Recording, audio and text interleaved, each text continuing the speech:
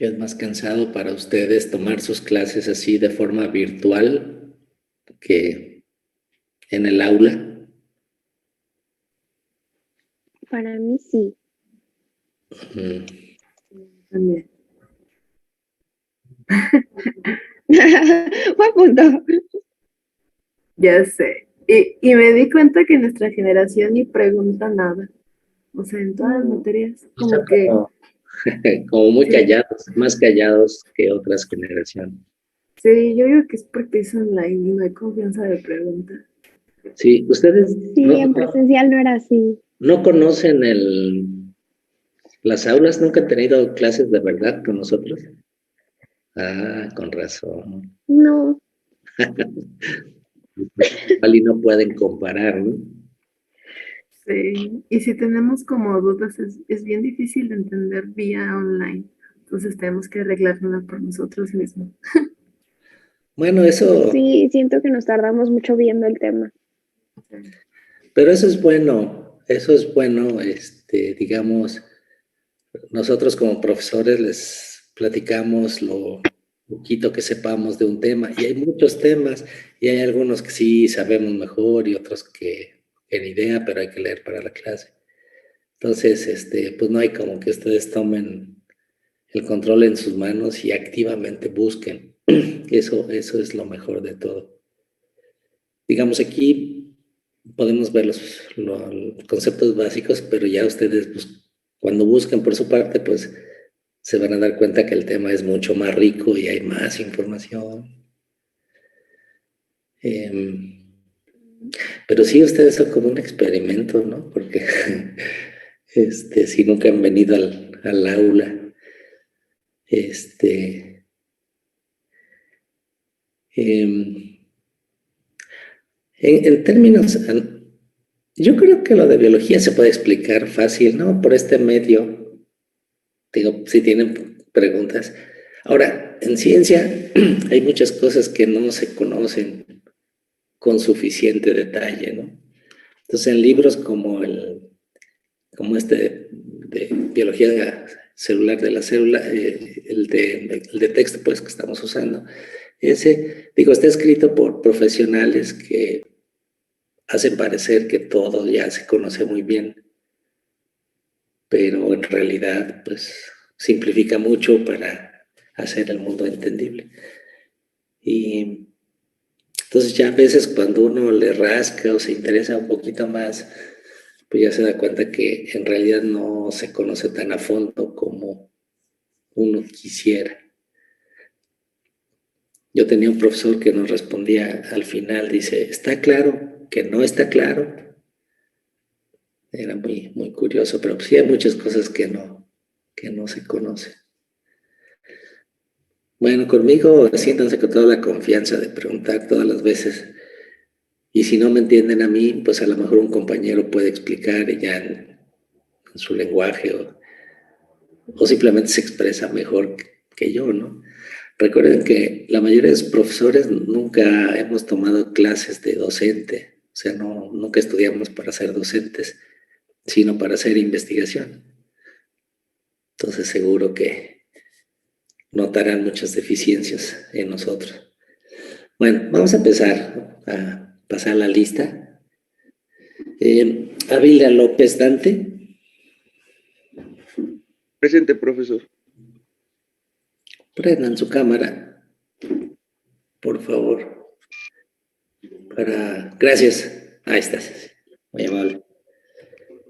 Benítez Cardoso Efraín, siquiera para conocernos así de esta forma. Benítez Cardoso Efraín.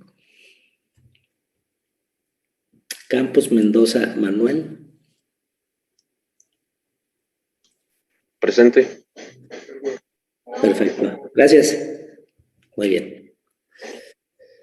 Cárdenas Meléndez Andrea. Presente. Gracias. Ya. Duarte Puente Andrea. Presente, buenos días. Buenos días. Enríquez Trujillo Brandon.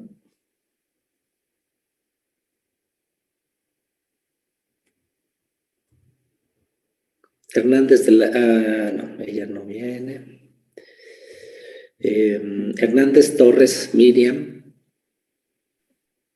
Presente. Gracias. Hurtado Álvarez Alondra. Presente, profe. ¿Podrías prender tu cámara?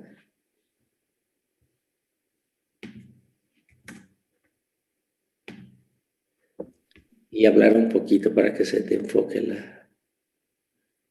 Ay, que no funciona, está prendida, pero solo se ve negro. Ajá, Mire. solo se ve negro, sí. Quiere ser una mujer misteriosa. Muy bien. Así lo dejamos. Martínez Alanís David. Presente, profe, buenos días. ¿Podrías prender tu cámara, por favor? Ya. Ahí estás, ya te vi. Gracias. Martínez Rodríguez Brian. Entonces, profesor. Perfecto. Presente. Gracias. Sí, listo. Martínez Rosales Jorge Iván. Buenos días. Monsiváis Flores Salvador.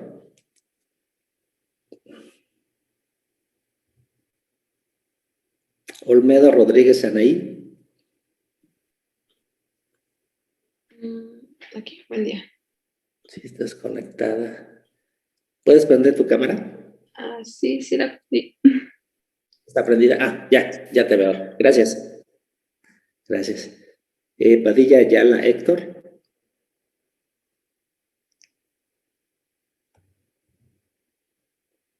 Quiroz Hernández Mitzi. Te veo ahí conectada. Ahí estás. ¿Puedes prender tu cámara también? Sí, ya está prendida. Ahí estás, ya te veo y te oigo. Gracias.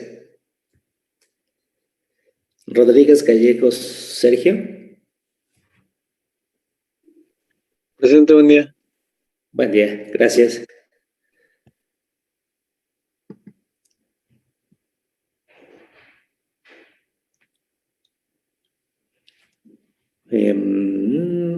Rodríguez Palomo Valeria. Presente, buen día. No sé si no me deja prender la cámara. Ay, creo que en mi... Nada más veo la foto de unos niños. ¿Son tus hijos? No, soy yo. No, pero veo unos niñitos chiquitos. ¿Te eras tú de chiquita? Sí. Ya ha de estar muy diferente. Sí. No me deja prender la cámara ahorita. Bueno, de acuerdo. Perdón. No te preocupes, gracias. Selvin Martínez Montserrat.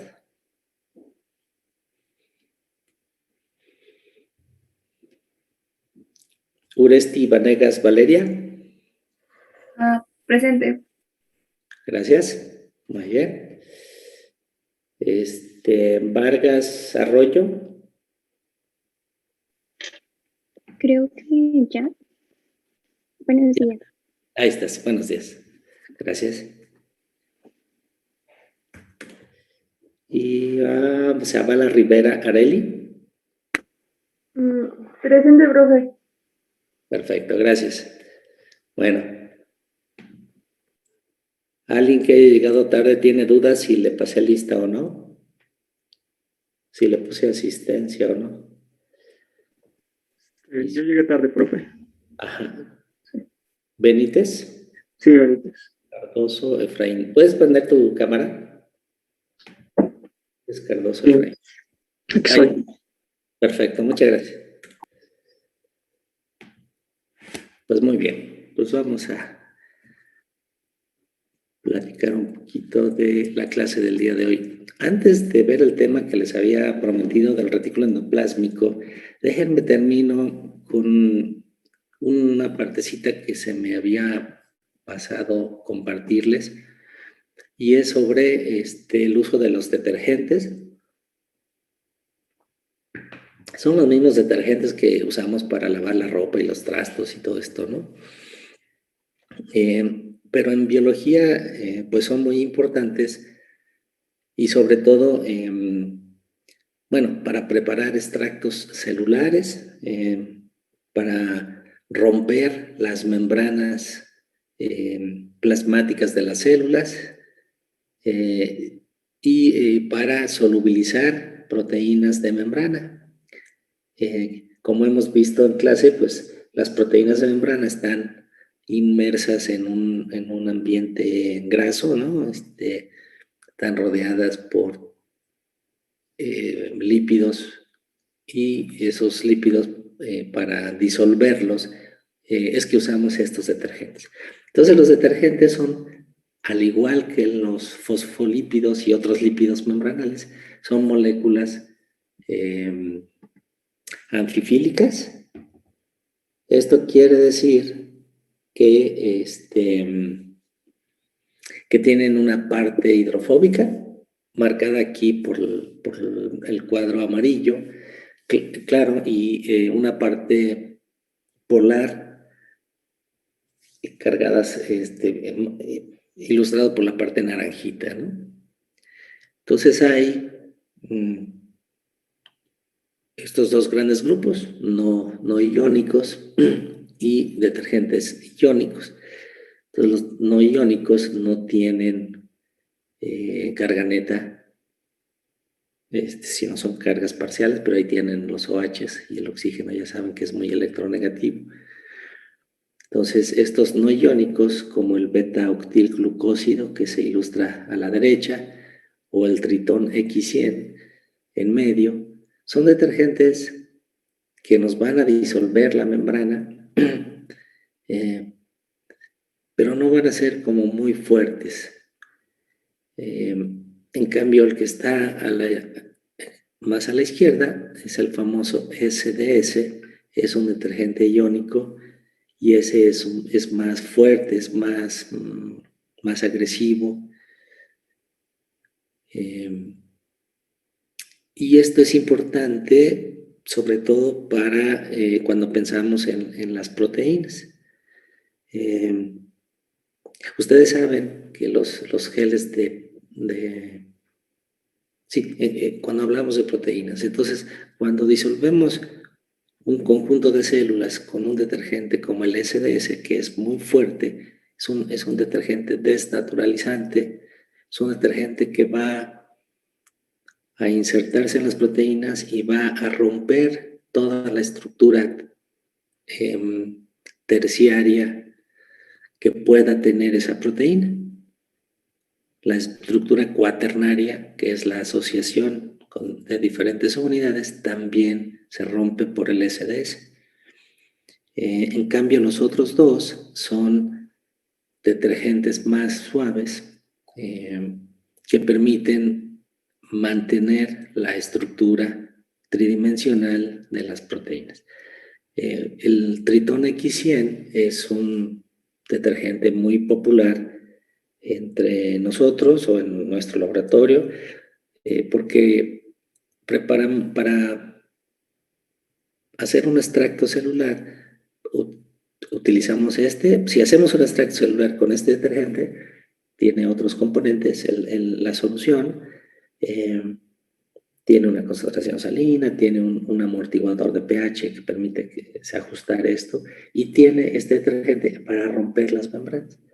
Entonces, si nosotros queremos ver la asociación entre dos proteínas, podemos romper las células con este detergente y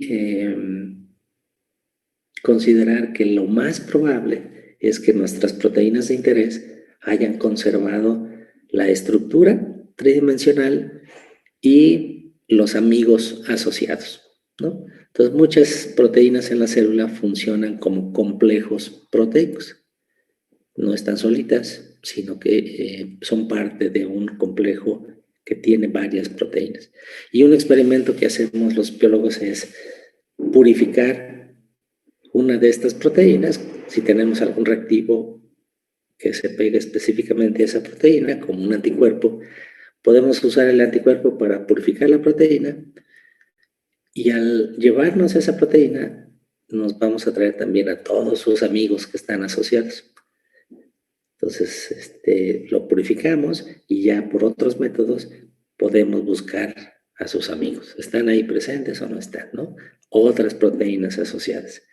Si hacemos ese experimento con el detergente iónico fuerte desnaturalizante, imposible, eso va a ser imposible porque este detergente va a romper las interacciones entre proteínas y la estructura tridimensional de la proteína.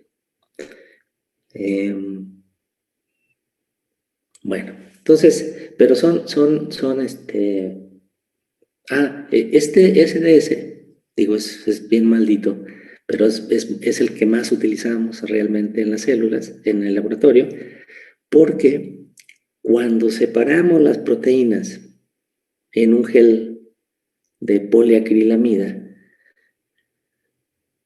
estos geles son verticales, no sé si los conozcan, y arriba tienen un pocito donde podemos depositar una mezcla de proteínas. Después aplicamos una corriente eléctrica y las proteínas van a migrar de acuerdo a su tamaño. Entonces, siempre en estos geles se adiciona SDS a las muestras para que se rompan. Ahí lo que queremos es justamente lo que hace este detergente, que es romper las interacciones proteína-proteína, separa complejos en las unidades que lo componen y también rompe la estructura tridimensional de las proteínas. Entonces, cuando corremos una mezcla de proteínas en el gel, queremos que migren de acuerdo a su tamaño, no a la forma. Entonces, este detergente despanzurra las proteínas, les quita todo glamour, las desnaturaliza, ese es el término apropiado, desnaturaliza las proteínas y estas van a correr de acuerdo a su tamaño. Ahora, a un pH cualquiera, diferentes proteínas tienen diferentes cargas.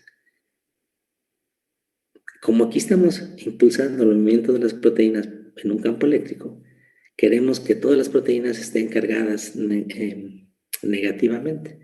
Y eso lo hace este detergente. Es otra ventaja más de usar este detergente. Este detergente se pega literalmente a las proteínas y les confiere carga negativa. Entonces, todas las proteínas van a ser negativas, entonces van a migrar en un campo eléctrico hacia el polo positivo, pero la velocidad de migración va a estar directamente relacionada con el tamaño de la proteína. Bueno, entonces los detergentes son amigos, son unos reactivos muy, muy útiles. Si ustedes van aumentando una propiedad de cada detergente es una cosa que se llama la concentración micelar crítica. Entonces, se refiere a la concentración del detergente a la cual se forman micelas.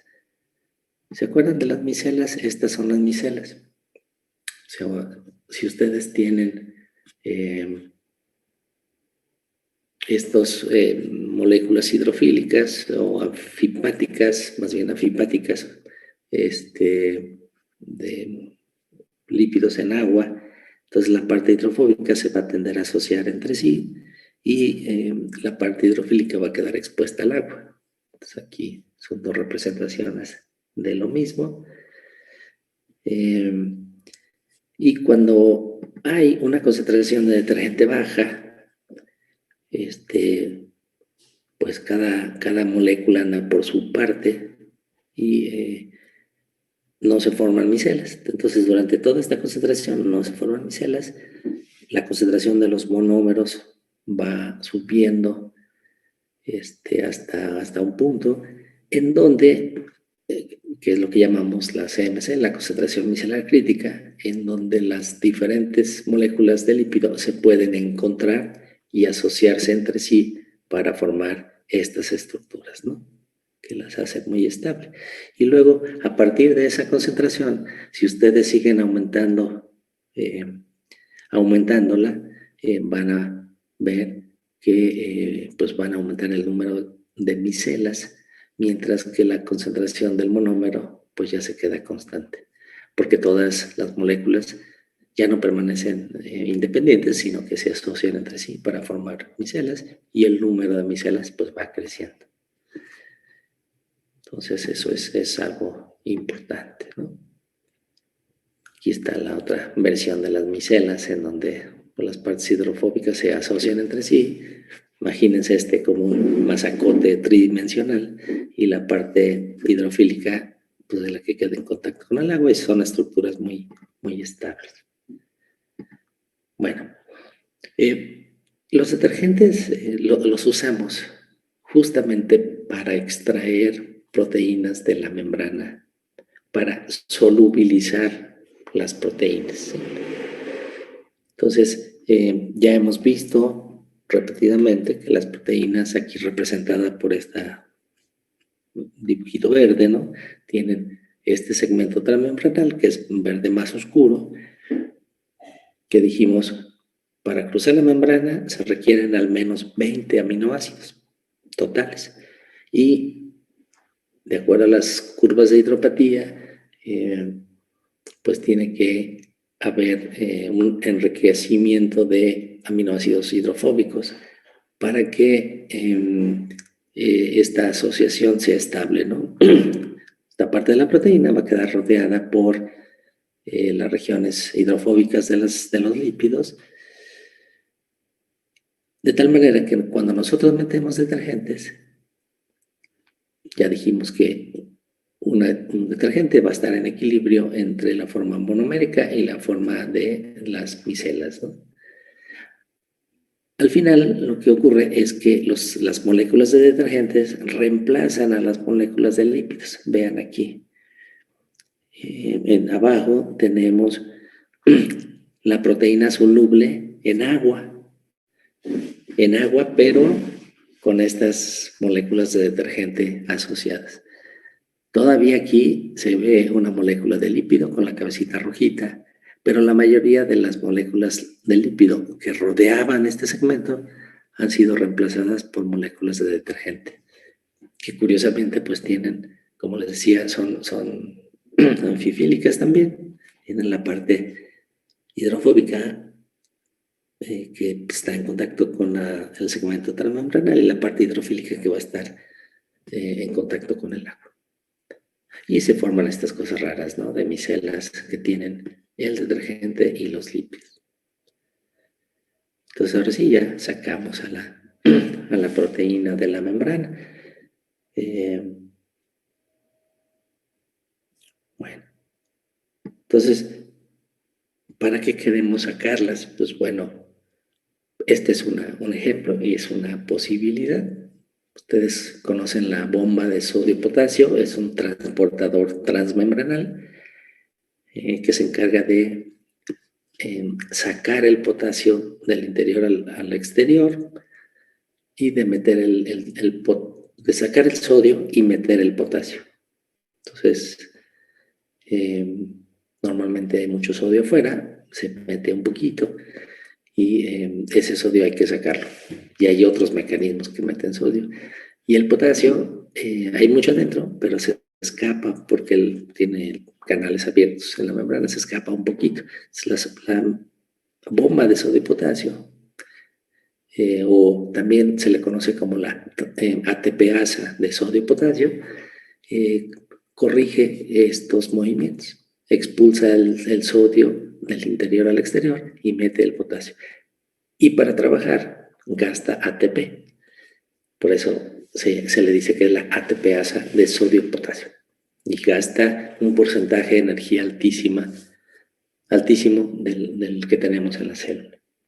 Entonces, vamos a suponer, tenemos células cualesquiera, en su membrana tienen esta proteína. Entonces, para hacerla soluble esta proteína, le ponemos los detergentes, una concentración de detergente, la adicionamos al agua, y entonces alcanzamos ese equilibrio entre monómeros y micelas, y la proteína, acaba siendo solubilizada extraída de la membrana para quedar rodeada de moléculas de detergente.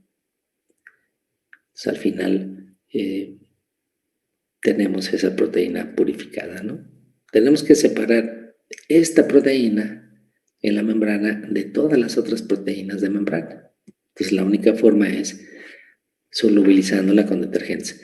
Así como se solubiliza la ATPasa de sodio y potasio, se solubiliza la proteína esta gris de 2 cabezas y la otra gris de 1 cabeza. Todas las proteínas de membrana se extraen de la misma y quedan ahí en solución por todo lo demás.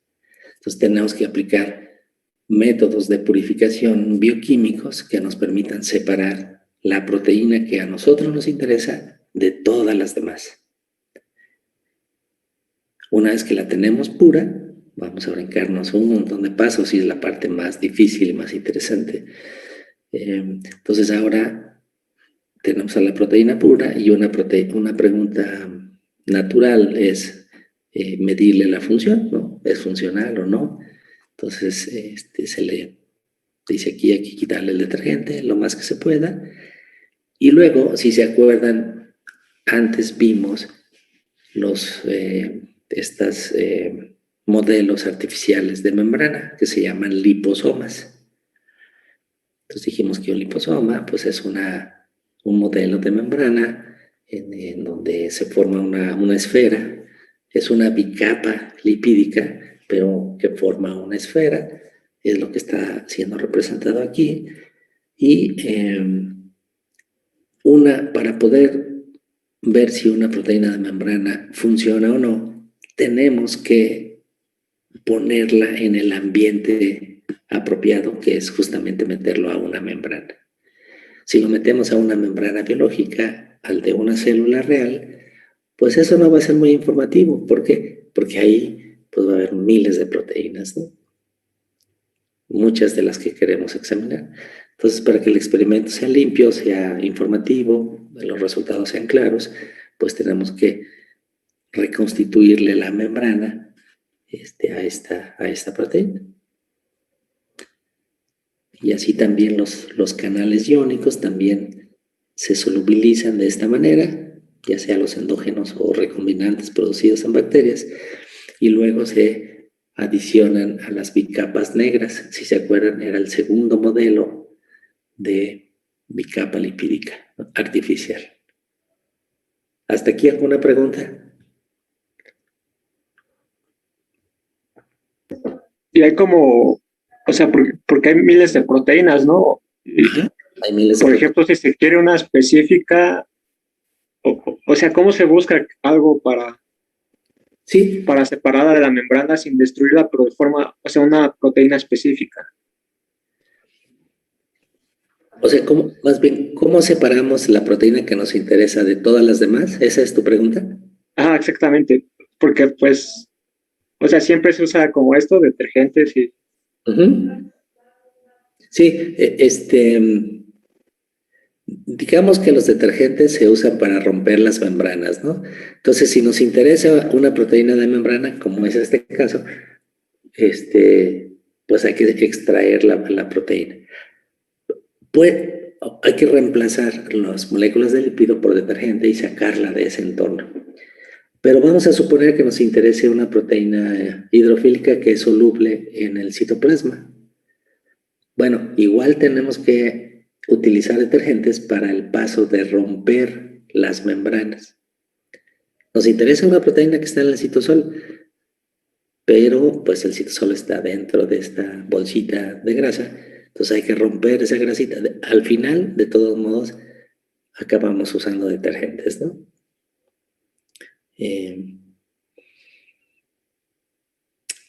Ahora, ¿cómo purificamos una proteína, ya sea de membrana o soluble? Digamos que eso es lo mismo. Pues eso es lo que hacen los bioquímicos. Una de las cosas que hacen los bioquímicos, aplican o desarrollan métodos muy sofisticados de muchos pasos y que llevan muchos días para purificar una proteína. Y muchas veces se toma años en desarrollar un método apropiado para purificar una proteína que no ha sido purificada antes. cada proteína tiene un método específico de purificación. Entonces, un chiste malísimo que hago, y espero que me lo perdonen, es un chiste sexista o un comentario en ese sentido, es que las proteínas son como las mujeres y el DNA como los hombres. Las propiedades, les digo una disculpa adelante, espero no ofender a nadie. Las propiedades físico-químicas de los ácidos, del DNA son las mismas, no importa que el DNA sea de bacterias, de humanos, de puercos, de plantas, de hongos, de bacterias, de lo que sea. Ustedes le ponen sal y etanol y precipita. Se puede purificar muy fácilmente. Forma hebras que sean visibles, etc. Y las proteínas, les digo, son como las mujeres. Cada una es diferente a las demás, o a lo mejor la percepción que tenemos los hombres. Cada proteína tiene propiedades físico-químicas especiales que requieren de un tratamiento distinto para que se mantenga funcional. En algún momento, uno de los muchos criterios para purificar proteínas es inducir la precipitación. Entonces, bajo ciertas condiciones, un número grande de proteínas se precipitan y se salen de la solución, pero muchas no. Y entonces, a veces, y se puede recuperar la proteína tanto de la solución como de lo precipitado. Entonces, depende de lo que nos convenga. A veces la queremos en solución y a veces precipitada, ¿no? De cualquier manera, ya nos deshicimos de un grupo grande. Vamos a suponer que nuestra proteína precipita. Bueno, entonces si precipita, centrifugamos, recogemos el sobrenadante y ahí ya van muchas proteínas que ya nos deshicimos de ellas. Para seguir trabajando, nos enfocamos en el precipitado, volvemos a resuspender y luego aplicamos otro criterio para separar las proteínas. Un criterio muy común, el primero casi que se utiliza siempre es purificar por afinidad. Diferentes proteínas se unen a diferentes ligandos con fuerza. Entonces, para muchas proteínas hay algo a lo que se pegan con mucha fuerza. Si ese algo nosotros lo inmovilizamos en una resina y pasamos una mezcla de proteínas, pues nuestra proteína se va a pegar fuertemente a la resina y todo lo demás va a salir de la columna. Y ese algo puede ser un anticuerpo. Entonces, si nosotros hacemos un anticuerpo contra una proteína, eso se hace en animales, lleva meses, toma tiempo, etc. Pero si tenemos un anticuerpo que se une con mucha fuerza a nuestra proteína, podemos inmovilizar ese anticuerpo y purificar de esa manera a nuestra proteína. Esa es la forma más fácil y más específica.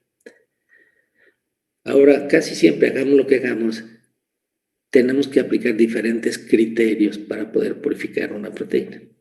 Si solo aplicamos un criterio, va a ser una purificación solo parcial. Entonces, por ejemplo, ahorita por afinidad, ¿no? Ahora, otro criterio es por tamaño.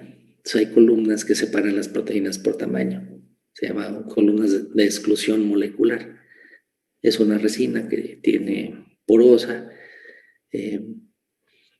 y las resinas tienen hoyitos y las proteínas grandes no entran en los hoyitos, se van entre las bolitas y salen rápido. Y las proteínas chiquitas que caben dentro de los hoyitos, pues se meten a una, se salen, se meten a otra. Entonces tardan más en salir. Como quiera que sea, o sea, depositamos nuestra muestra y empezamos a bombear un líquido o por gravedad. Entonces se van empujando las proteínas, las más grandes salen primero y las más chiquitas al final. Entonces, como ya aquí estamos aplicando otro criterio que nos permite separar. Y así, hay unas columnas de intercambio iónico que pueden retener las proteínas por carga. Entonces, es bastante complejo, pero es muy bonito. Para purificar una proteína, pues sí, hay que aplicarse. Si es Para muchas proteínas, pues ya existen métodos experimentales descritos, desarrollados por laboratorios y probados que funcionan, pues nada más se trata de implementarlos, ¿no? Eso lleva tiempo y tiene un grado de dificultad, pero en otras ocasiones, con proteínas nuevas, hay que trabajar mucho, mucho más, ¿no? Nosotros en el laboratorio trabajamos con unas GTPasas, la doctora Mónica y yo colaboramos en todos los proyectos, trabajamos en unas GTPasas que se llaman GPN, principalmente son 3, y principalmente trabajamos con GPN1 y GPN3. Entonces, por DNA recombinante hicimos una molécula de una construcción molecular que metemos en bacterias y expresa la proteína. La proteína se sintetiza. Y ahora el reto era purificar esa proteína. Y nos tardamos algunos años en poder desarrollar un método, porque aparentemente la teníamos pura y ya teníamos mucha, pero se agregaba de todos modos. No era visible, pero se hacían masacotes. Y el truco fue un detergente en particular. Si usábamos cualquier otro detergente, nuestras proteínas se apelotonaban. Pero si usábamos uno en particular, entonces se mantenía en solución. Entonces le digo, cada proteína es un mundo y hay que estar dispuesto a pagar el precio por descubrir sus secretos. Bueno, fue una respuesta. Sí, adelante. Perdón, tengo una pregunta. Bueno, en esto de las proteínas escucho que siempre usan detergentes. Y bueno, son dos preguntas. La primera, ¿no hay otros métodos? No sé, si sabemos que que tienen como ciertas cargas, ¿no? Entonces, ¿no se puede hacer con efectos electrovoltaicos o si esto afectaría, o sea, necesita mucha energía? Y dos, estos detergentes no afectan, por ejemplo, no sabemos todavía cuál es la conformación, estamos con una proteína desconocida. Claro, claro. Entonces, esto obviamente va a ser difícil, como usted dice, saber qué detergente vamos a utilizar porque pues no sabemos cuál es su conformación. Podemos tener una idea, ¿no? Pero, ¿qué tan difícil va a ser usar este detergente? Porque podemos usar un detergente y encontrar ciertas características, pero al momento pero desconocemos si este mismo detergente eliminó otras proteínas que también se encontraba o otras cosas. ¿Cómo se encuentra qué detergente? Bueno, esas son las dos preguntas. Sí. Sí, o sea, básicamente te preocupa que el detergente perjudique a tu proteína. Sí. Por ejemplo. Ajá. Sí, eso es lo que les acabo de comentar que nos pasó a nosotros. En esto de las proteínas y en la cristalización de proteínas se aplica lo mismo. Todo es una cuestión de probar empíricamente los diferentes detergentes. En nuestro caso, en el laboratorio tenemos varios detergentes porque aunque todos de forma genérica hacen lo mismo, que es lo que les acabo de platicar, ¿no? De disolver la bicapa, etcétera, no es lo mismo usar uno que otro. Tal vez para algunas cosas sí. Pero nosotros, entonces por esa razón, teníamos varios detergentes. Los estudiantes probaron con un detergente y la proteína salía agregada, y con otro y agregada, y con otro y agregada. O sea, probamos todos los que teníamos y nada. Y luego un grupo alemán, un grupo muy bueno, purificó la GPN1 de levadura. Y ahí utilizaron un detergente. Entonces, un detergente que nosotros no habíamos probado. Eso lo vimos una Navidad, y ya cuando regresamos en enero a trabajar, le dijimos al estudiante que usara ese detergente y ya salió bien bonita nuestra proteína. Entonces tienes toda la razón. Algunas proteínas, para algunas proteínas se requiere un detergente particular para mantenerla en su estado lo más nativo posible, ¿no? ¿Y cómo sabemos eso? Solo probando empíricamente con uno y con otro. Y es necesario tener algo que medirle a la proteína. Porque si no, pues ¿cómo saber si la proteína es feliz o no es feliz? Si está bien, si está funcional o no. En nuestro caso lo que hacíamos era pasar la proteína por una exclusión una columna de exclusión molecular que separa por tamaño. Entonces, un dímero de la proteína salen unas fracciones diferentes a la de un tetrámero o la de un monómero. Entonces, mientras más unidades, pues va cambiando el tamaño, va aumentando, y eso hace que la proteína salga más rápido y podemos fácilmente separar por tamaño, ¿no? Y cuando nosotros metíamos nuestra preparación de proteína, que a ojo se veía transparente y no agregada, cuando la metíamos en esa columna, salía en el frente de la columna, indicando que tenía un tamaño que no era dentro de la resolución de la columna. Era demasiado grande. Y solo hasta que probamos este detergente, logramos que saliera como un dímero ya dentro del tamaño medible. Entonces, esa parte. ¿Cuál fue la primera pregunta? Que esa se me pasó. Sí, el único método para purificar las proteínas es con detergentes. Si Sí. se podría hacer algún, no sé, un efecto electrovoltaico, y si no se puede porque, bueno, no sé si se ha probado. Ok, mira, les decía yo que el detergente se usa para solubilizar las proteínas de membrana, como les acabo de mencionar, ¿no? Entonces, cualquier proteína de membrana, de cualquier membrana, mitocondrial, del lisosoma, de membrana plasmática, del Golgi, tenemos que usar detergentes porque hay que extraerlo de la membrana, ¿no? Ahí no hay pierde. Pero curiosamente, también las proteínas solubles, las proteínas hidrofílicas que están solubles en el citosol, muchas veces usamos detergentes porque hay que ponchar a las células. Ese es el único, en la aplicación del detergente, en ese caso, la utilidad del detergente, en ese caso, es diferente al de las proteínas de membrana. Entonces, ahí nada más se trata de romper la barrera de la membrana plasmática para que las proteínas solubles salgan de la célula, que las puedan salir de la célula. Y ahora, una vez que salen de la célula, esto de las propiedades eléctricas es interesante porque hay, así como hay columnas de separación de proteínas que separan por el criterio de tamaño, hay unas columnas que se llaman de intercambio iónico.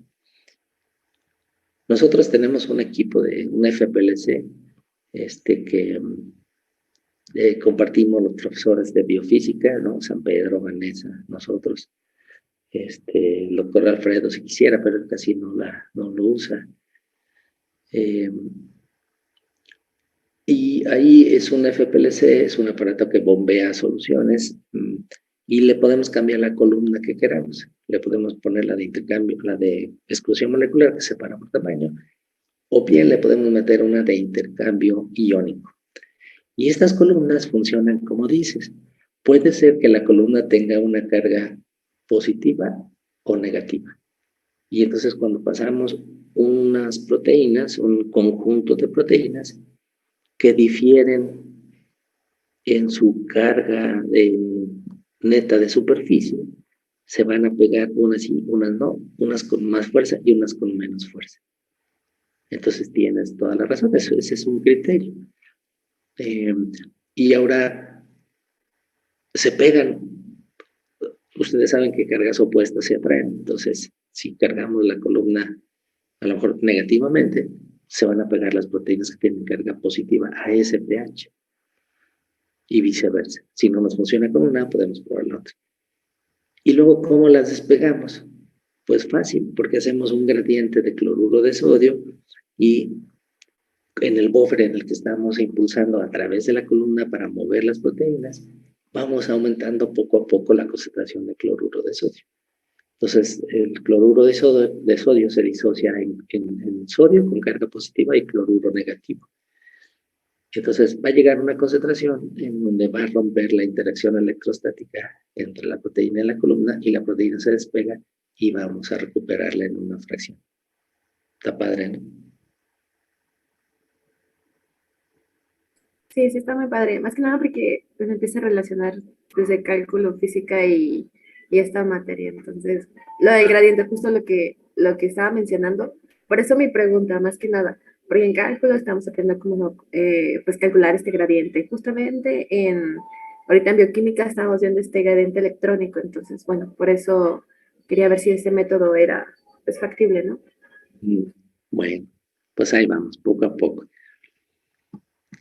Y miren, bueno, ahorita les voy a platicar de una técnica que les va a gustar más en términos de biofísica. En esta imagen les quiero ilustrar que la propuesta del mosaico fluido de membrana funciona, o sea, sí es cierto. Miren, ese experimento se hizo de esa manera. Ahí tenemos una célula de ratón a la izquierda con una proteína azul marino en su membrana. Del lado derecho tenemos una célula humana con una proteína azul clarito. Uno puede hacer las condiciones experimentales, puede inducir que estas dos células se fusionen para formar una sola. Esto no ocurre normalmente y menos en la célula de ratón y humano, ¿no? Pero bajo ciertas condiciones experimentales se puede formar esta célula fusión y vemos que inicialmente todas las proteínas humanas pues quedan de un lado y las azules del otro. Pero cuando pasa el tiempo, al tiempo cero, ¿cómo vamos a ver a las proteínas? O sea, esto de que es azul claro y azul fuerte, pues es didáctico, pero en la vida real las proteínas no tienen color. Para darles color o para tener un método que nos permita visualizar a las proteínas, tenemos los anticuerpos. Los anticuerpos son otras proteínas que tienen un sitio específico por el que reconocen una parte pequeña de una proteína. Y esos anticuerpos los podemos marcar con un fluoróforo. Aquí el rojo dice es rodamina y el verde es fluoresceína. Estos son dos compuestos pequeños que podemos unir covalentemente a los anticuerpos. Entonces, es un anticuerpo específico que reconoce a la proteína humana azul clarito. Y a ese anticuerpo le pusimos la bolita roja que representa la rodamina. Y al anticuerpo que reconoce la proteína de ratón azul oscuro, la marcamos con fluoresceína, que es verde. Esto de que sea verde o rojo, quiere decir que nosotros en un microscopio de fluorescencia podemos iluminar con una longitud de onda y ver si hay esto rojo, lo vamos a poder ver. Y con una longitud de onda diferente hay que iluminar para ver el verde. Pero en fin, tenemos la posibilidad de ver fácilmente si esto está presente o no. Entonces, cuando al tiempo cero le ponemos los anticuerpos, todo junto, vemos que todos los rojos están de un lado y los verdes de otro lado. Pero después de 40 minutos, vean qué bonito se ha mezclado. Todas las dos proteínas de ratón y de humano han difundido lateralmente en la membrana plasmática para distribuirse homogéneamente a lo largo de la superficie. ¿Sí? Esto es un resultado esperado de acuerdo al modelo del mosaico fluido y que tenemos que contrarrestar. Fue la lectura que vimos, ¿no? Los canales de sodio sensibles a voltaje necesitan estar en la célula en partes de la membrana discretas, en el segmento inicial del cono axónico y en los nodos de Ranvier. Bueno, pues la célula tiene mecanismos que le permiten alcanzar este objetivo. Este experimento quedó claro para todos.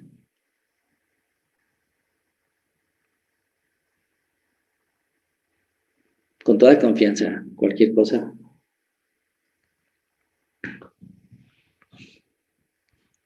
No entiendo cómo se intercalan, como que uno a uno. ¿Perdón? Perdón, no me imagino cómo se intercalan estos uno a uno. No lo entendí. ¿Cómo llegamos a la última parte? Sí, no entendí esa parte. O sea, no es que se o sea, la idea es que estas proteínas van a estar flotando en esa cama de grasa. Imagínate esto tridimensionalmente, ¿no? Es una esfera.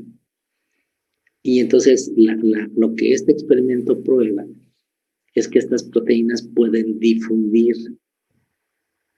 No hay nada que limite su movimiento. Si existiera, entonces estas células humanas se quedarían siempre de ese lado y las de ratón del otro, separadas.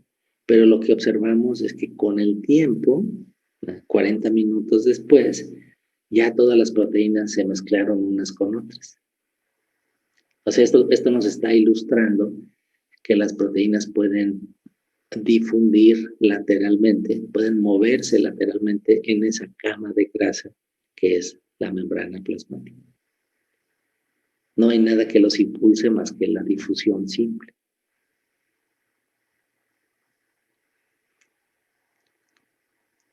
Esa es la predicción del mosaico fluido de membrana, ¿no? Tenemos la bicapa que ya revisamos, ¿no? Y tenemos una proteína ahí flotando. Pues este experimento nos comprueba que esa proteína se puede mover en todas las direcciones posibles. Y entonces, esto que vemos acá al final, tan bonito, pues no tiene que ser así, alternando, ¿no? Esto nada más para ilustrar que las azules lograron difundir por toda la superficie de la membrana, los azules de las células, las proteínas de ratón, al igual que las células humanas.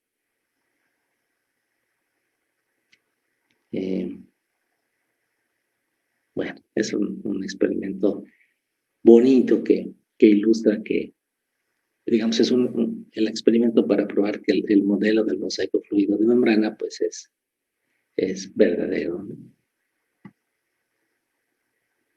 Ahora este es el experimento de como biofísicos que a lo mejor les hace gracia. Y la idea es la misma. Este es otro experimento por el que podemos probar si el modelo del mosaico fluido de membrana es verdadero o no. Miren, ¿cómo funciona eso? Bueno, pues tenemos una proteína verde, transmembranal, que tiene un fluoróforo. Este fluoróforo es fluoresceína, es verde, y vean aquí a la derecha en el esquema, toda la membrana está verde, aquí está el núcleo, y todo lo que está verde está representando el fluoróforo fluoresceína unida a una proteína específica. Ahora, si ustedes iluminan con un láser un cuadrito, una región pequeña de la célula, si dejan ustedes el láser que estimule ahí un tiempo suficientemente largo, y no tiene que ser mucho tiempo, destruyen el fluoróforo. Eso se llama fotoblanqueo, o en inglés es photobleaching. Se blanquea con la luz. Entonces, cuando ustedes ven en un microscopio de fluorescencia algo fluorescente, al mismo tiempo están destruyendo esa fluorescencia lentamente, pero de forma segura. Entonces, muy a menudo se adicionan sustancias químicas que se ha visto hacen más lento el proceso. Yo recuerdo haber visto algunas donde ante mis propios ojos, así mientras lo veía, iba haciéndose más tenue hasta que desapareció. Bueno, aquí tienen un láser que pueden controlar de forma muy precisa y pueden estimular con cierta intensidad por cierto tiempo. Y pueden controlar también el área de iluminación, de tal manera que se restrinja a una célula, y no solo a la célula, sino a un cuadrito de la célula. Entonces, después de un rato, la fluorescencia se va a cero. Aquí tenemos la gráfica, en el tiempo el eje de las X, y en el eje de las Y tenemos una intensidad X al principio, se blanquea, es decir, se ilumina con el láser un ratito, y la fluorescencia se va a cero, a un mínimo. Luego ustedes apagan su láser y siguen viendo el mismo cuadrito. Y van a ver que con el tiempo se va a ir recuperando la fluorescencia hasta que alcanza un valor máximo muy cercano al original. O sea, se está recuperando la fluorescencia después del fotoblanqueo. Esta es una técnica que se llama FRAP y significa justamente eso, Fluorescence Recovery After Photo Bleaching.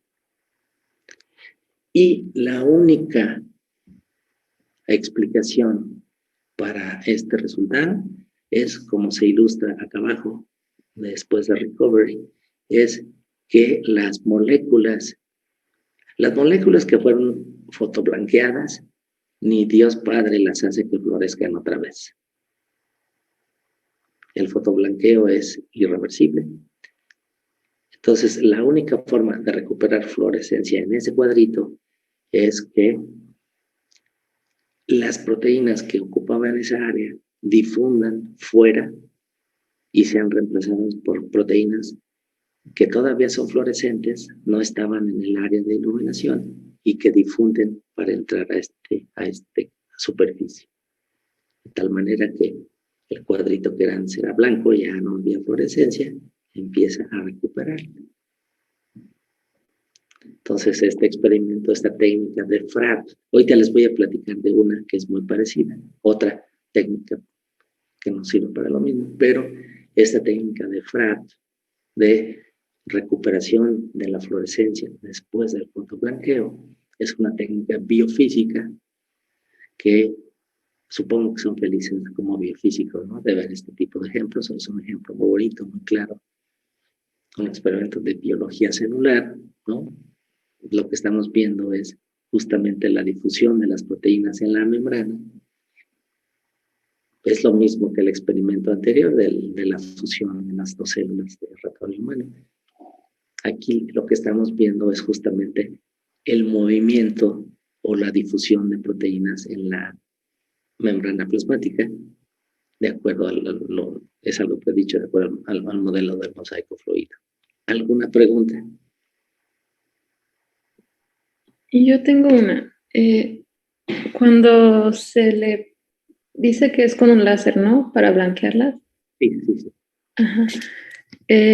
Entonces también se tendría que mostrar como lo contrario. O sea, si se deja mucho tiempo el láser, se difundirían estas proteínas y se volvería todo sin fluoróforo. Ajá. Se volvería todo blanco, ¿no? Ok. Sí, sí. Si seguimos. Sí. Esta técnica es justamente lo que dices, mira. Es curioso, pero bueno, es algo muy cercano a lo que tú estabas proponiendo. Entonces, es justamente, es una técnica que tiene otro nombre, se llama FLIP, ¿no? Es pérdida de fluorescencia en photobleaching, pero es básicamente, creo, lo que tú expresabas, ¿no? Agarramos un pedacito de membrana y ahí dirigimos el láser. Bueno, aquí estamos metiendo en un área vecina. Y entonces, aunque estamos iluminando un área diferente, el área vecina empieza a perder fluorescencia, que es lo que se grafica acá, ¿no? Con el tiempo, esa fluorescencia baja. Pero no estamos iluminando esa zona, sino que estamos iluminando, aquí estamos registrando, pero estamos iluminando una zona vecina. Y como vemos que baja, pues la única forma es justamente explicar, está explicado por lo que tú decías, la difusión e intercambio entre las moléculas, entre las dos zonas. Y eventualmente, si uno sigue iluminando con el láser un tiempo lo suficientemente largo, pues toda la célula se hace blanca, pierde la fluorescencia, porque la zona que estamos iluminando, las proteínas que ve ahí difunden fuera y son reemplazadas por nuevas que se fotoblanquean y vuelven a salir, etc. Entonces, el único punto de inactivación es ese cuadrito blanco, pero al final el vecino pues también pierde toda la fluorescencia. Es justo lo que decías, Anaí, me parece, ¿no? Sí, justo esa era mi duda. Sí, fue buena idea. Sí, existe una técnica con esa idea y tiene su nombre especial, se llama FLIP. Entonces apunten ahí, pregunta de examen, explique en qué consiste la técnica FLIP y en qué consiste la técnica FRAP. Hagan sus notas suficientes para explicarlo y si tienen dudas, pues con toda confianza. Y se sabe, perdón, por qué por qué se obtiene ese color, o sea, tiene que ver con alguna cuestión de carga o así.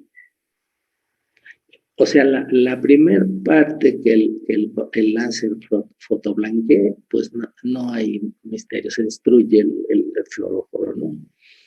Por un lado. Y la otra cosa importante es la difusión. Acuérdense, lo que estamos viendo aquí en la parte científica es la capacidad de difundir o de difusión de las proteínas en toda la superficie. Nosotros con el láser aseguramos que destruimos la fluorescencia de las proteínas que están en esta zona. El fluoróforo asociado a las proteínas en esta zona va a ser destruido por el láser. Eso seguro, esa es la variable independiente. Pero la variable dependiente es cómo, o sea, es la difusión de las proteínas que están aquí fuera de esta área, así como la difusión de proteínas que están fuera, que todavía son fluorescentes, llegan a esta área y son destruidas y salen y son reemplazadas hasta que al final pues todo se va fotoblanqueando. Al final todo queda destruido. Pero acuérdense, el láser solo ha iluminado una zona pequeña de toda la membrana.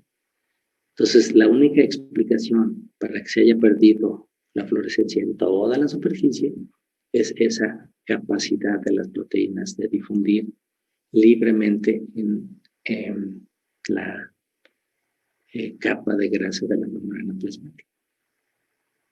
Son experimentos muy claros y muy bonitos. Es el mismo concepto de la fusión de esas células entre la de ratón y la de humano, seguir la localización de las proteínas de ratón y de humano, y pasa lo mismo, se mueven, la conclusión es exactamente la misma,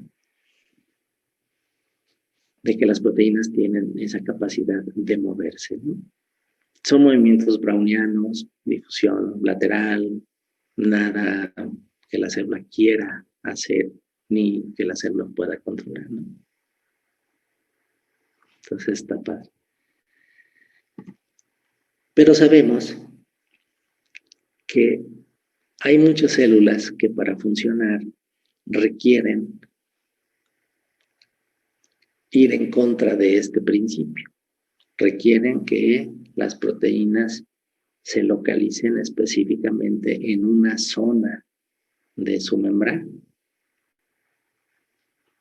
Entonces, un ejemplo de ese caso son las células epiteliales.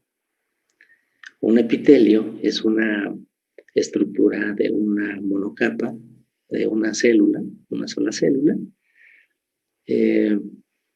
y todas las cavidades de nuestro cuerpo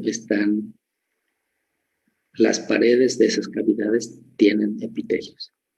Todo el estómago, bueno, toda la vía digestiva, ¿no? O el aparato respiratorio. Las paredes están recubiertas por epitelios. Entonces los epitelios son estas capas, una sola capa de células que se sienta sobre una lámina basal. La lámina basal no es otra cosa más que proteínas una estructura especializada formada por proteínas secretadas por la misma célula o por otras células que andan por acá adentro. Los epitelios siempre están en el límite entre el interior y el exterior del cuerpo. Entonces, imagínense en el intestino, una cara del epitelio ve el lumen del intestino. O sea, el intestino es todavía es parte exterior de nuestro cuerpo. ¿no? Tenemos la boca y por ahí comemos y lo que pasa al intestino luego sale por el otro extremo. O sea, sigue siendo, tiene comunicación directa con el mundo externo. La lámina basal, por otro lado, tiene contacto con el interior del cuerpo. Aquí hay muchas células de fibroblastos y cosas así, y un montón de proteínas de matriz extracelular. Entonces, por ejemplo, en las células del intestino, su función es absorber los productos generados por la digestión de lo que comemos en el estómago y en el intestino. Al final, vamos a tener acá, en el lumen, del tubo, aminoácidos libres, azúcares, que fueron producidos por la digestión de lo que nos comimos. Entonces, esos nutrientes son transportados al interior de esta célula, difunden dentro y finalmente van a ser expulsados o metidos más bien al interior del cuerpo. Y tienen que pasar otra vez por esta membrana. Entonces aquí es bien importante que la proteína representada por verde se quede ahí porque está hecha para meter al interior de la célula los nutrientes que andan por acá. Por otro lado, las proteínas rojas tienen que reconocer al mismo sustrato, aminoácidos, azúcares, y los tienen que sacar de la célula. Vean, las células epiteliales, la membrana de las células epiteliales se divide en dos. Esto que está en verde, bueno, toda esta región es la cara apical y todo lo demás es la cara basolateral. O sea, es la basal más los dos laterales. No hay ninguna barrera entre la pared lateral y la basal en ninguno de los dos lados. Entonces, un nutriente tiene que ser metido a la célula por estas proteínas verdes y luego tiene que ser sacado de la célula por las proteínas rojas, la proteína B. Ambos están reconociendo a lo mismo, el azúcar, por ejemplo, y la glucosa. Ahora, imagínense, o más bien, creo que la importancia de esta localización, es bien importante que las proteínas rojas no difundan a la cara apical, porque si no, le echarían a perder todo el trabajo a las proteínas verdes, porque esta proteína roja lo que sabe hacer es sacar el sustrato. Y sí, cuando lo saca, acá está muy bien, porque aquí ya es dentro del cuerpo. El nutriente se mete aquí, difunde, y ya se mete por acá, y cerquita están vasos sanguíneos, etc. Entonces es fundamental que la célula mantenga las proteínas verdes en la cara apical y las proteínas rojas en la cara basolateral. ¿Cómo hace eso? Bueno, aquí tenemos una unión intercelular que se llama tight junction o uniones estrechas. Esta funciona como una barrera perfecta para limitar el movimiento de las proteínas verdes hacia la cara basolateral. Estas proteínas verdes pueden pasearse todo lo que quieran en esta cara apical.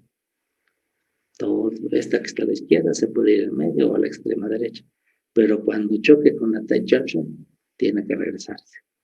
Y lo mismo del otro lado. Así también las células, las proteínas rojas, esta puede difundir todo esto, la lateral, la basal, por la otra lateral. No hay ninguna barrera física que limite ese movimiento. Pero cuando choca con la tight junction, pues hasta ahí llegó. Ya no puede cruzar hacia la cara apical, afortunadamente. Entonces, estas uniones estrechas hacen que los epitelios sean una barrera impermeable. Entonces, todo lo que está en el lumen del intestino tiene que entrar al cuerpo de forma controlada por medio de transportadores en la membrana de la célula epitelial. Nada puede pasar en medio de las células. Esta vía paracelular no funciona, está sellada por estas uniones estrechas. Por microscopía electrónica se ven muy bonitas estas uniones. ¿Alguna pregunta?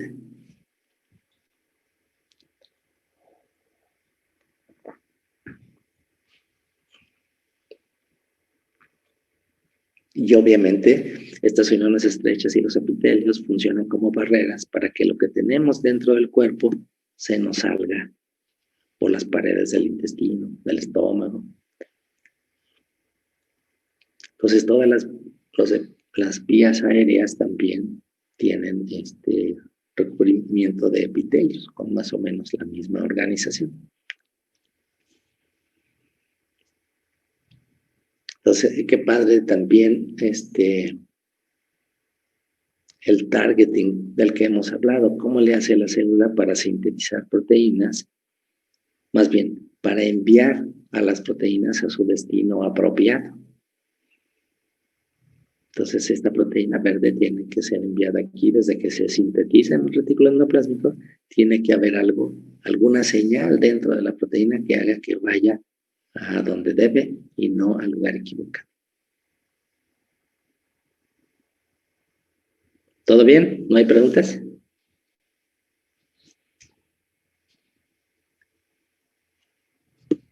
Bueno, entonces los epitelios es un ejemplo en donde las propiedades celulares es un ejemplo en donde la diferenciación celular le permite a la célula inmovilizar, restringir el movimiento de las proteínas en su membrana plasmática. Aquí está otro ejemplo muy bonito. Este es un espermatozoide. La célula masculina, ¿no? El gameto masculino, y tiene una cabeza y una cola, básicamente, ¿no? No tiene mucha sofisticación, pero esta cola es un flagelo que le da movimiento. La cabeza la podemos dividir en dos partes, la cabeza anterior y la cabeza posterior, ¿no? Este es un esquema bonito. Aquí a la derecha están las fotos reales. Aquí es microscopía de campo claro. Ahí está el esperma. Y vean cómo aquí en rojo está la localización de una proteína en particular. Y entonces sorprende que esto está visto con un anticuerpo secundario. Acuérdense, está una proteína reconocida por un anticuerpo primario y posteriormente se adiciona generalmente un anticuerpo secundario que tiene pegado un fluoróforo rojo en este caso. Y lo que llama mucho la atención es que la proteína pues no se encuentre, es una proteína de membrana que no se encuentre por toda la membrana plasmática, sino que se encuentra específicamente en la cabeza anterior. En C está una proteína que se localiza solo en la cabeza posterior, aquí en medio. Vean qué bonito se ve. Y en D se ilustra la localización subcelular de una proteína que solo está en la membrana plasmática de la cola del flagelo del esperma. Vean qué hermoso se ve.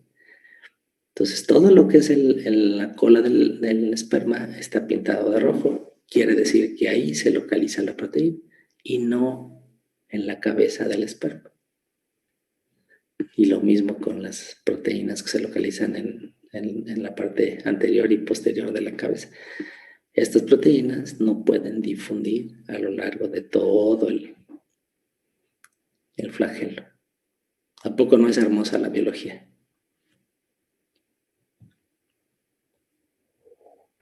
Sí. Sí, es muy bonita. Perfecto.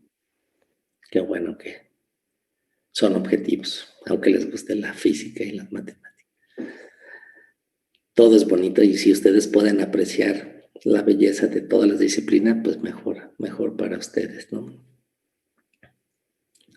Bueno, no tienen preguntas de ningún tipo, ni de los métodos, ni de los resultados.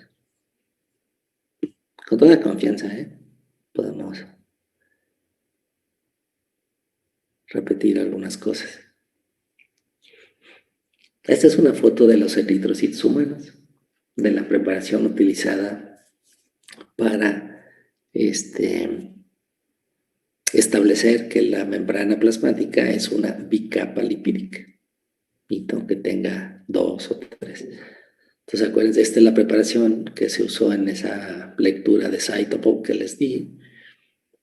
Entonces purifican estos eritrocitos, un número conocido, se les extraen los lípidos y luego, seguro con detergentes, y luego eso se extiende en el aparato del Langmuir y se extiende, acuérdense, hasta que se forme una monocapa. Si se extiende un poquito más, se rompe. Entonces empezamos con hay mucha grasa, tenemos una capa de muchas moléculas, vamos moviendo la barrera, va disminuyendo el grosor de la capa hasta que se extiende por completo.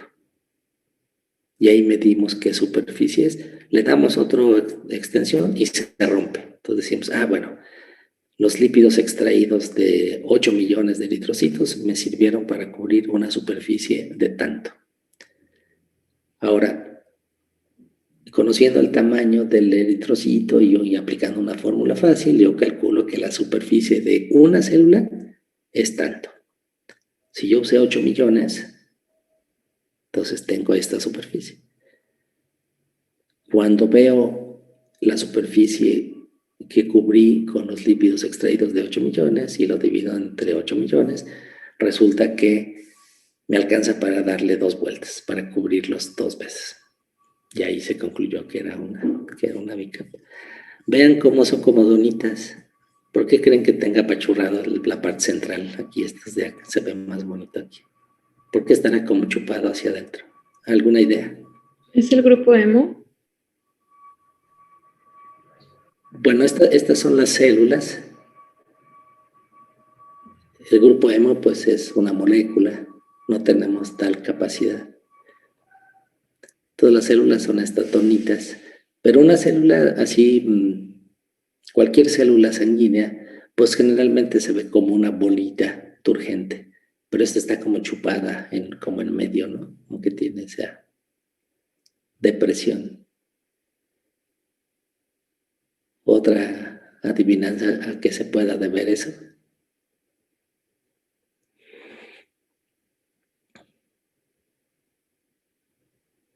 Eso se forma porque ya no tiene núcleo celular.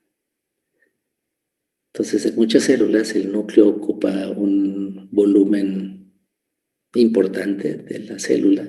A veces es la mayor parte de la célula y ya queda una cintita de citoplasma.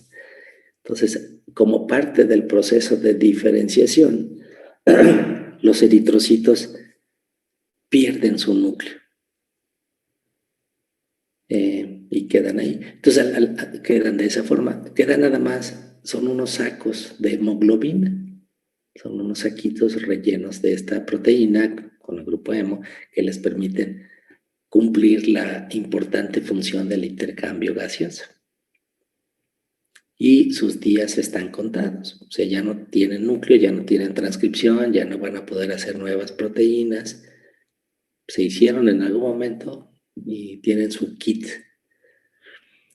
Ahora, nuestro organismo tiene una capacidad impresionante para ajustar el número de eritrocitos. Entonces, ¿qué necesitamos para funcionar bien?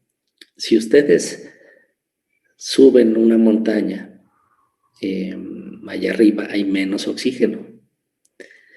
Entonces, para poder respirar, necesitamos un número mayor de eritrocitos. Entonces, el cuerpo lo que hace es producir una sustancia que hace que al final se produzca un número mayor de eritrocitos. Entonces tenemos en la médula ósea precursores celulares no diferenciados a partir de los cuales se pueden generar más células. Y eso pasa. Ahora, cuando ustedes se bajan de la montaña y se van a la playa, entonces en la playa es donde hay más oxígeno todavía. Y entonces ahí necesitamos pocos eritrocitos, un número menor, no pocos, un número menor que en la Ciudad de México, por ejemplo, o en la montaña. Entonces rápidamente el cuerpo se ajusta y es increíble, ¿no? Es muy bonito. Miren, entonces esas fotos se las mostré porque en el citoesqueleto de membrana se ha estudiado mucho en estas células. Aquí este cuadrado representa la membrana plasmática y estos cilindritos verdes representan una proteína que se llama banda 3. Hay muchos de estos, miren, son dímeros. Este es un intercambiador de cloruro bicarbonato. Agarra bicarbonato de un lado y cloruro del otro y los intercambia. Asociado a esa proteína está anquirina y esta es la espectrina, un dímero de espectrina. Entonces se forma un citoesqueleto por la parte pegado a la membrana, al interior de la membrana plasmática. Entonces vean cómo por dentro estos cables de espectrina pues conectan diferentes partes. Tenemos a la actina. Hay diferentes componentes, ¿no? Y a la izquierda se ve la banda 4.1, es otra proteína, la tropomiosina, la actina, la leucina. Entonces se forma un enramado que finalmente va a estar en una posición que le permita limitar el movimiento de las proteínas de membrana. Miren, aquí está una foto bonita del esquema. Aquí está la espectrina, que se cree que es la anquirina. Y se acuerdan, el canal de sodio sensible a voltaje estaba inmovilizado justamente por el citoesqueleto. Entonces, con este enramado del citoesqueleto se forman estos dominios membranales.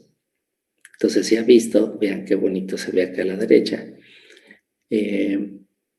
Si ustedes siguen a una proteína que se localice en un punto, van a ver que esa proteína se mueve. Miren, por ejemplo, vamos a ver el azul. Entonces, este trazo azul resulta del seguimiento de una proteína específica. Entonces, esa proteína se movió y se movió y se movió y difundió, pero siempre, y nunca se quedó quieta, ¿no? Pero eso lo hace dentro de un área muy restringida de la membrana. Entonces vean cómo son movimientos discretos en áreas discretas y eso representa un área de la membrana, un cuadrito aquí, ¿no? Entonces la idea es que una proteína que esté en este pedazo de membrana va a poder difundir todo lo que quiera en ese pedazo, pero va a haber proteínas de citoesqueleto que van a limitar que esa proteína salga de ahí. Entonces, bueno, afortunadamente el experimento de la fusión de la célula de ratón y humano no contempló esto o no se hizo con una célula que tuviera un buen citoesqueleto. Cada célula tiene sus especializaciones, ¿no? Entonces, los resultados obtenidos en una célula o las estructuras que hay en una célula, pues no tienen que estar en todas las demás. Pero aquí se ve bien bonito, o sea, cada trazo es de un color diferente e ilustra los movimientos posibles de una proteína de membrana. Bueno, y este es el de la anquirina y del canal de sodio sensible a voltaje, etcétera, ¿no? Pero eso ya lo vimos. Vamos a quitarnos, vamos a dejar eso por la paz, ¿no? Bueno, pues entonces quería platicarles eso y entonces el martes podemos ver la clase del estrés al retículo endoplásmico y hacemos el examen el viernes. Y les prometo no hacérselos tan largos, tan largo. Así no es un castigo ni para ustedes ni para mí cuando los tenga que calificar a todos. ¿Les parece bien que hagamos el examen el viernes? Sí, Sí, profe. Sí, Perfecto. profesor. gracias. Sí, Pues, perfecto, así estudian más. Bueno, pues ya llegamos a las 11:30, ya se nos terminó el tiempo, pero era lo que les quería platicar de cualquier manera. Cuídense mucho y nos vemos el martes. Tengan un bonito fin de semana. Igualmente, profe, muchas gracias. Luego, maestro. Gracias, gracias. profe. Cuídense.